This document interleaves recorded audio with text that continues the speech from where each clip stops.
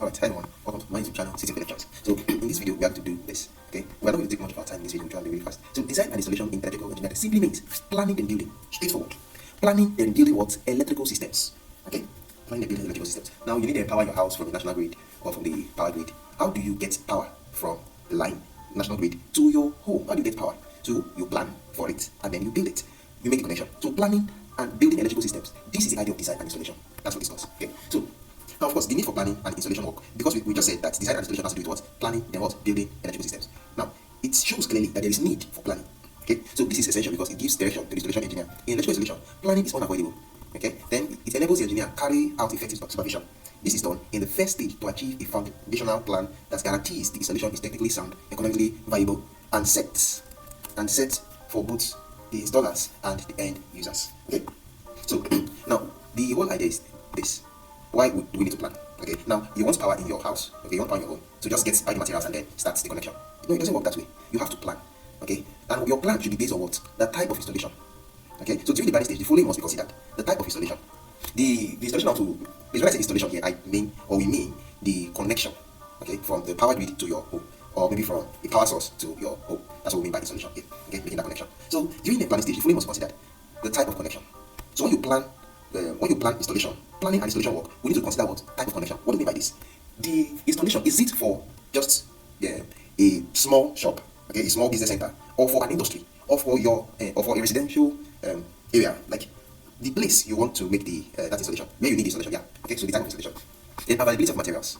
So the materials required for that installation, are they available? The available materials will also determine your installation, because if the materials you want to make use of are not available, you have to think of something else. Okay, and when you do, maybe you substitute a particular material for another. That will usually affect the installation. Okay, then environmental factors too, like you consider the environment where you want to make your installation. You have to consider safety. Okay, I know this is on environmental factors, but of course you consider the environment where you are making that connection. So yeah, environmental factors. There is more to this, but let me just stop there. Then aesthetics, yeah, that is beauty.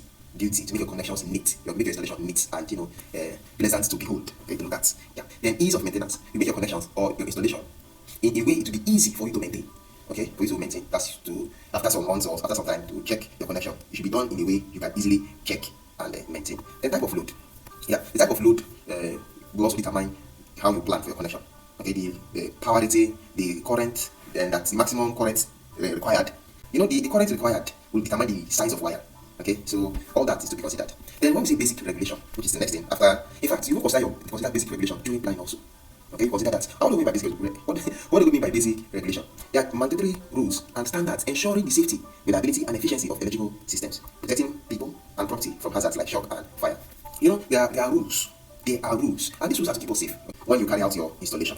And then most of these rules, the British standard is widely referenced and form a strong technical basis for good practice in Nigeria, influencing our own standard. Now, there are a lot of rules on this, on how to carry out installation. So you can just go to the internet and then you type the British standard, or just the British standard for electrical installation, or IEEE also, and then NEPA, which is NEPA. Okay, so you can check out those bodies. The rules and the standards are there for our safety. Okay, so now we've gotten the idea of planning for the work. We've gotten the idea of planning, and bear in mind that there are basic regulations also.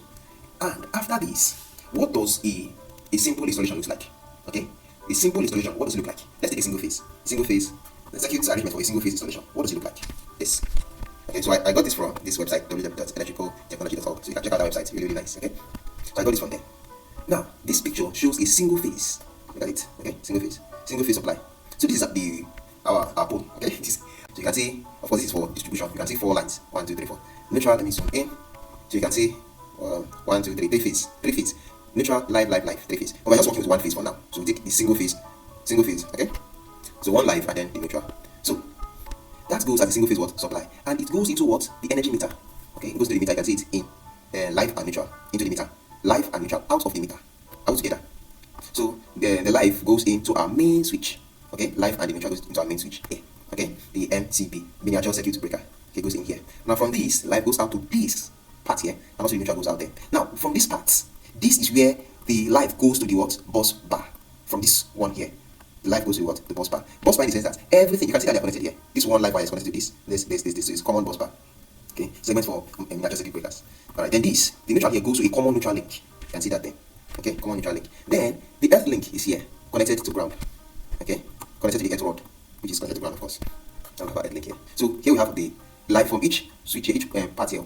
1, 2, 3, 4, 5, 6, 7, 8. Each one here, okay, which is a sub-circuit or final circuit. Yeah, that is final circuit. So light wires or phase supply to sub-circuits and final circuits. Okay, so this one can go to your light or your whichever one. You can see the rating here: 20 ampere, 20 ampere, 16 ampere, 16 ampere, 10 ampere, 10 ampere, 10 and like that. So you consider the load you are going to supply. Consider that and the size of your wire to connect it to the corresponding circuit breaker, to the corresponding switch here. Okay, so when connecting to, let's say, light bulb, you connect from the live, then you take from your neutral, and then it's all three will be connected to one bulb, one load, and that will power it safely. Okay, so the good part about having a final circuit, so having this separate circuit like this, is that if there is a fault here, this part will trip off, this part will be affected, these other parts will not be affected. That's one good advantage. That's one advantage of having a final circuit or having a circuit like this. Okay, so this is just so this will be all for this video. Okay, so like, share, subscribe, comment. Please leave a comment in the comment section and let me know your take on this. What you think about this? Okay, and we'll see you in the next